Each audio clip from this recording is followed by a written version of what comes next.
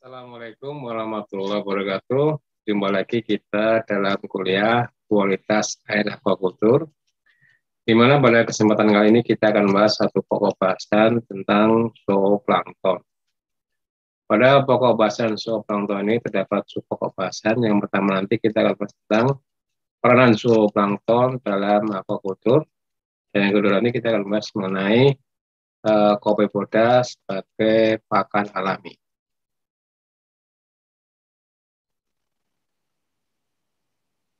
Zooplankton merupakan komponen penting dalam ekosistem kolam, baik di kolam ikan maupun tambak udang, karena memiliki beberapa peran seperti sebagai pakan alami maupun dapat menekan pertumbuhan fitoplankton melalui mekanisme grazing. Kebanyakan kelompok zooplankton ini dijumpai dalam atau bersifat holoplankton, yaitu seluruh daya hidupnya bersifat plankton atau dikatakan sebagai plankton sejati.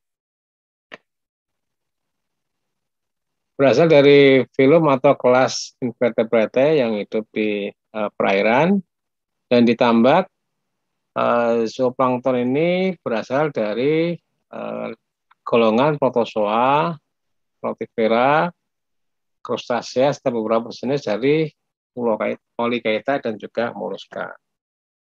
Karakteristik dari zooplankton ini memiliki alat gerak, walaupun pergerakannya itu masih dipengaruhi larus, ya, seperti menggunakan flagel, silia, pseudopodia, sampai kaki yang sebenarnya. Ada beberapa jenis zooplankton yang banyak atau digunakan sebagai pakan alami di dalam kolam ikan maupun tambak udang, ataupun juga di tempat-tempat pembenihan atau hatchery, seperti Artemia, ya, kemudian Branchyonus, dan juga Copepoda. Ini adalah beberapa jenis zooplankton yang merupakan pakan alami yang perannya sangat banyak sekali dalam budidaya perairan, baik pada budidaya ikan maupun pada budidaya udang.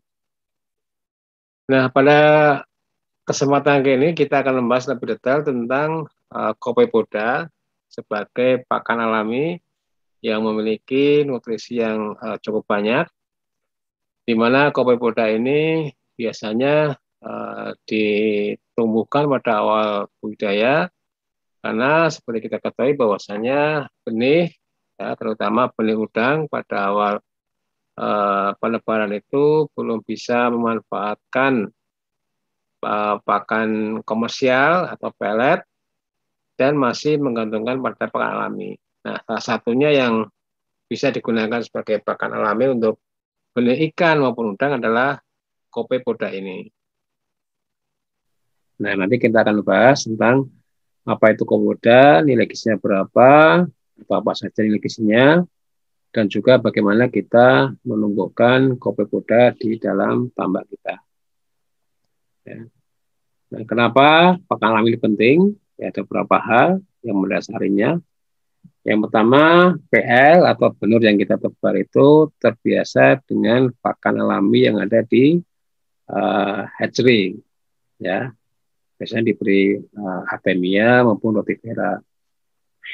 Sehingga ketika kita tebar di tambak, ya, benur belum terbiasa dengan pakan berupa pelet, ya, pada awal budidaya itu. Meskipun kita tetap memberikan pakan dalam bentuk pelet ini mulai di usia 1 atau 2 untuk membiasakan benur memakan pelet yang kita berikan. Nah, kemudian perlu kita ketahui juga bahwa untuk adaptasi untuk pertumbuhan awal ini benur memiliki atau membutuhkan nutrisi yang cukup tinggi. Ya. Ini perlu kita suplai dari pakan alami tersebut, ya, untuk memenuhi kebutuhan nutrisi yang tinggi dari benur ini. Nah, perlu juga ketersediaan pakan secara kontinu di tambak atau sering kita sebut dengan hepatidium. Karena apa? Karena memang Udang ini termasuk continuous feeder, membutuhkan pakan secara kontinu ya, terus menerus. Ya. Nah, salah satu pakan alami yang potensial untuk dikembangkan ditambah, yang bisa dimanfaatkan tambah adalah Copepoda. Ya. Copepoda ini sangat potensial. Kenapa? Ada beberapa keuntungan dari Copepoda ini. Yang pertama, kandungan proteinnya tinggi. Ya, protein sangat penting untuk hewan-hewan air, terutama di sini yang kita bahas adalah udang. Ini membutuhkan protein yang tinggi.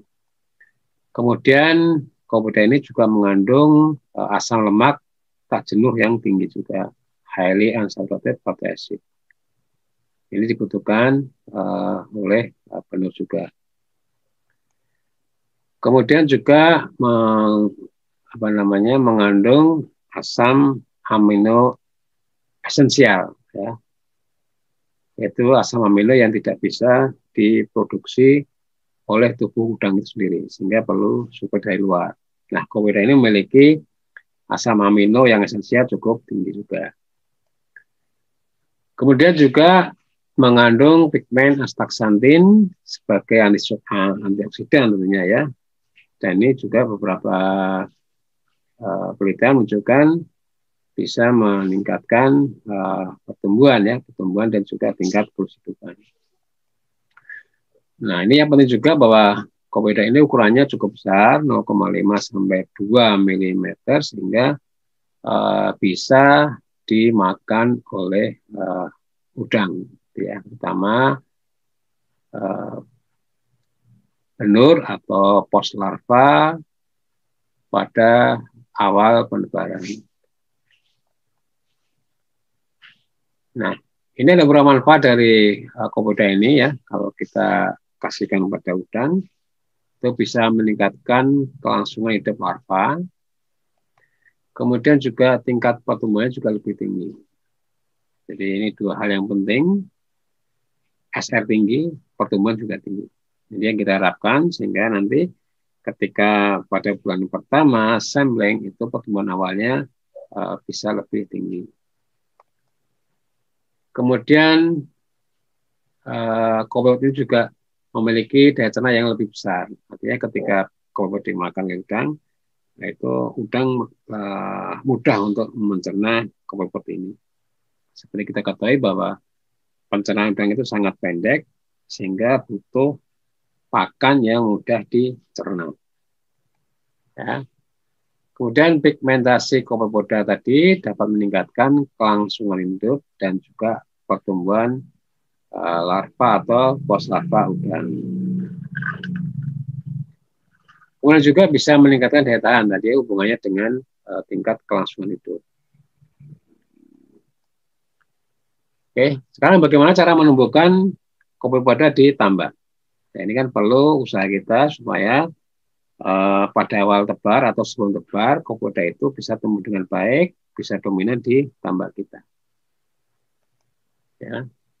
Nah, biasanya kita lakukan untuk Copepoda ini pada awal atau pada ketika kita melakukan persiapan air. Ya.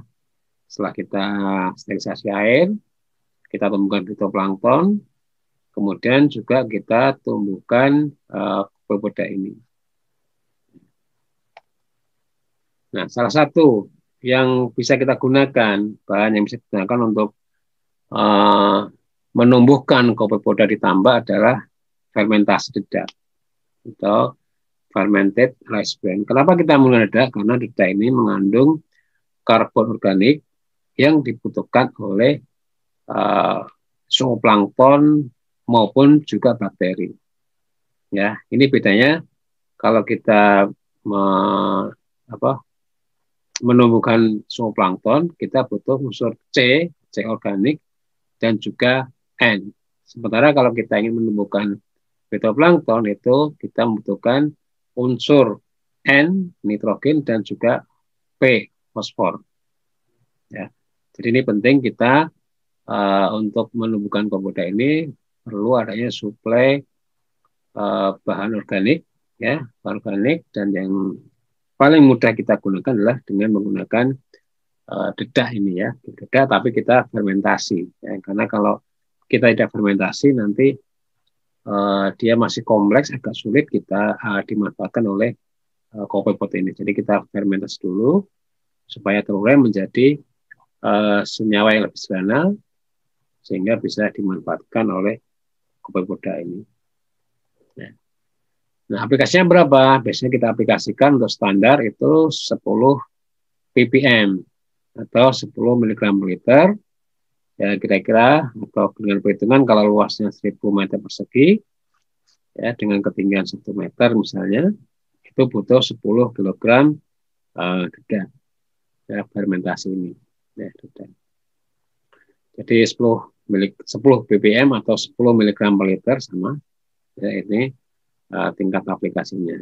Ini penggunaan secara umum ya. Tetapi kalau kita ingin membuat sistemnya, misalnya kita untuk simbiotik atau aqua mimicry ini, dia lebih tinggi butuhnya 50 ppm atau 50 mg per liter. Mungkin nanti kesempatan berikutnya kita akan bahas tentang aqua mimicry ini, ya, atau simbiotik dengan perlakuan fermentasi dedah ini. Tapi kalau secara umum kita cukup dengan 10 ppm ini. Kita lihat dulu kandungan nutrisi dari rice bran ini atau dedah ini. Ya. Pertama karbohidrat, ya, dia memiliki karbohidrat yang cukup tinggi, ya, 50-6%. Ini perkiraan karena ada beberapa literatur yang berbeda, tapi gambarnya sekitar ini ya. Proteinnya sekitar 12-17%, lemaknya 7-3%, dan serat kasarnya itu 12-25%. Nah, ini yang harus kita kurangi dengan fermentasi ini. Karena kalau serat kasarnya tinggi, nanti sulit dicerna, ya, dicerna oleh kopi pot jangan kita biar. Nah, ini gambar secara umum kandungan dari dedah, ya, rice bran. Kemudian juga vitaminnya cukup banyak nih, ada vitaminnya, ada B1, B2, B3, B5, dan juga B6 ini ya. Ini vitamin. Kemudian juga mengandung mineral, ya, ada kalsium, fosfor, kalium, natrium, dan magnesium. Jadi cukup lengkap kandungan rice bran ini. Sehingga memang potensinya cukup besar sebagai pakan atau untuk menumbuhkan kopi pot ini. Bahkan kadang rice bran ini, fermentasi rice bran ini digunakan juga untuk bahan baku pakan, ya, bahan baku pakan karena memang kandungan nutrisinya cukup lengkap. Nah, sekarang kita akan membuat fermentasi dedah, ya. Yang pertama kita lihat dulu tujuannya untuk apa sih kita membuat fermentasi ini. Kenapa tidak kita langsung aja dedah, tapi kita harus fermentasi dulu. Ada beberapa tujuannya di sini kita fermentasi. Yang pertama, memecah senyawa kompleks menjadi sederhana. Jadi kalau dedah ini kan masih dalam bentuk karbohidrat, maka perlu dipecah menjadi senyawa yang lebih sederhana, ya, dalam bentuk monosakarida, sehingga nanti lebih mudah dicerna. Yang kedua, untuk meningkatkan nilai nutrisi. Ya, jadi biasanya kalau sudah difermentasi ini beberapa komponen, ya, seperti protein itu akan meningkat, ya, atau juga kandungan yang lainnya, asam aminonya misalnya, ini akan lebih lengkap. Kemudian yang ketiga, menguraikan asam fitat, ya, di mana asam fitat ini dikatakan sebagai anti nutrisi, ya. Karena apa? Asam fitat ini bisa mengikat fosfor, bisa juga dia mengikat protein yang ada dalam bahan pakan tersebut, sehingga perlu kita uraikan fitat ini, ya, sehingga tidak mengganggu nutrisi yang lain seperti protein tadi, ya, maupun fosfor yang ada dalam bahan dedah ini. Kemudian yang keempat, mengurangi kandungan serat. Tadi, ya, seratnya tinggi, kita kurangi agar tadi mudah dicerna. Inilah tujuan dari mengapa kita melakukan fermentasi dedak tersebut. Jadi saya ulangi lagi bahwa fermentasi dedak ini tidak hanya untuk menumbuhkan kopi putih saja, tapi biasanya digunakan untuk sebagai bahan pakan, ya, bahan pakan supaya nilai nutrisinya tinggi. Kemudian metodenya bagaimana fermentasi ini? Ada dua metode yang saya sampaikan di sini. Yang pertama kita menggunakan ragi roti atau ragi tape. Ini biasanya dia anaerob, ya, tidak butuh oksigen, ya, tidak butuh oksigen. Sehingga nanti ketika pelaksananya, ya, kita tutup rapat supaya oksigennya tidak masuk ke dalam atau tidak mempengaruhi proses fermentasi ini. Nah, biasanya kita menggunakan Saccharomyces, ya. Saccharomyces ini kan ada pada ragi tape atau ragi roti, gitu ya. Ada juga yang menggunakan aspergillus, ya, aspergillus.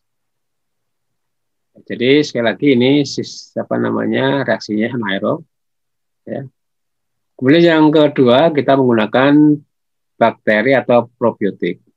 Ini aerob, ya, butuh oksigen kalau ini. Nah, ini biasanya kita menggunakan bakteri dari jenis Bacillus, ya, bakteri heterotrof untuk menguraikan bahan organik tersebut.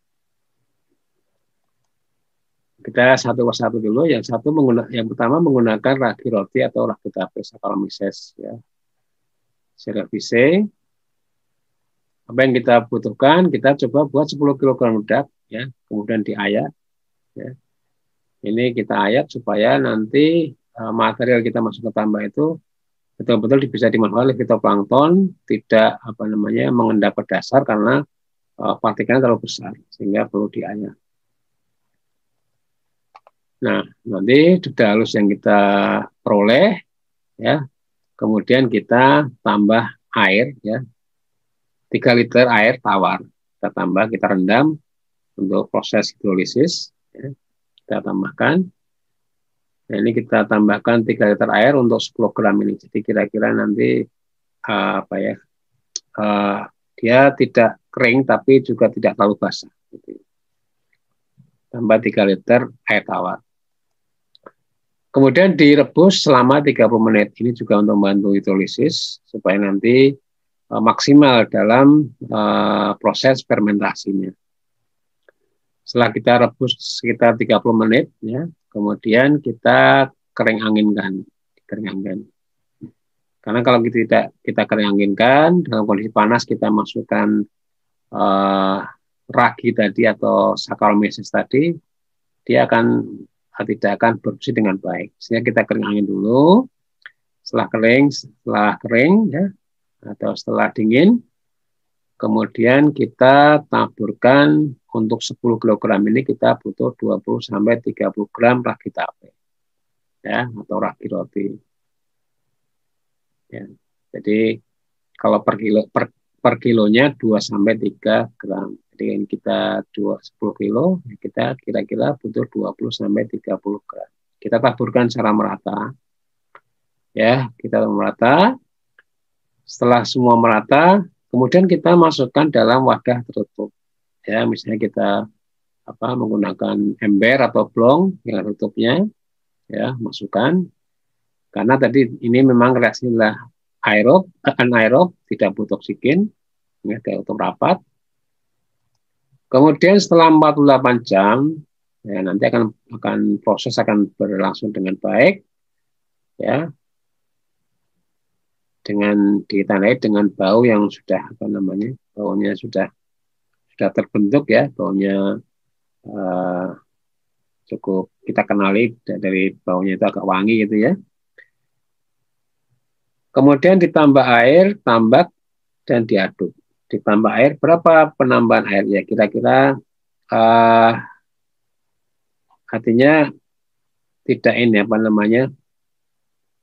kalau bahasa Jawanya itu nyemek-nyemek gitu, ya. Ditambah air gitu, ya. Tambah air saja sedikit. Nah, kemudian setelah kita tambah air, kita aduk-aduk gitu, ya. Nah, kemudian besoknya atau 2 hari berikutnya itu sudah bisa kita tebar ditambah. Dan untuk penebarannya tidak harus sekaligus 10 kg kita tebar, mungkin bisa bertahap, bisa 3 kg, 3 kg, kemudian 3 atau 4 kg ya, tergantung kebutuhan kita. Intinya tidak harus 10 kg kita masukkan standar. Ya, bisa 3 kg, 4 kg, 3 kg, atau mungkin 5 kg, kemudian 5 kg. Dan biasanya ini nanti kopi pot akan mendominasi, akan tumbuh dengan baik setelah 7 sampai 10 hari. Nanti kopi potnya akan tumbuh dengan baik. Yang kedua, kita menggunakan probiotik, ya, dalam hal ini Bacillus. Dia bersifat aerob atau membutuhkan oksigen dalam prosesnya. Yang pertama kita siapkan, kita timbang 10 kg bedak yang telah diayak tentunya. Kemudian masukkan ke dalam wadah, ya, bisa blong atau ember. Setelah itu kita tambahkan air, ya, 5 kalinya dari ini, kita 50 liter. Ya. Kemudian ini kita gunakan air laut, ya, air tambak kita. Setelah itu kita masukkan sodium bikarbonat 1 kg. Apa fungsi dari sodium ini? Sodium bikarbonat ini fungsinya sebagai penyangga pH. Karena nanti kalau dalam proses yang terjadi, pH itu akan turun karena pengaruh dari aktivitas Bacillus ini. Ya, CO2-nya akan banyak dihasilkan sehingga pH akan turun. Jadi perlu kita tambah sodium bikarbonat NaHCO3 sebanyak 1 kg. Kemudian juga masukkan probiotik yang berbasis Bacillus, ya, yang termasuk bakteri heterotropis ini. Ya, kemudian diaduk sampai rata, kemudian diinkubasi selama 48 jam, ya. Selama 48 jam ini nanti bisa kita tebar ditambah. Ini lebih simpel. Ya, lebih simpel. Nah, diharapkan nanti setelah 7 sampai 10 hari kopi pot akan tumbuh dan mendominasi di tambak kita. Demikian tadi pembahasan mengenai zooplankton. Semoga apa yang saya sampaikan bisa dipahami dan bermanfaat. Saya akhiri, wassalamualaikum warahmatullahi wabarakatuh.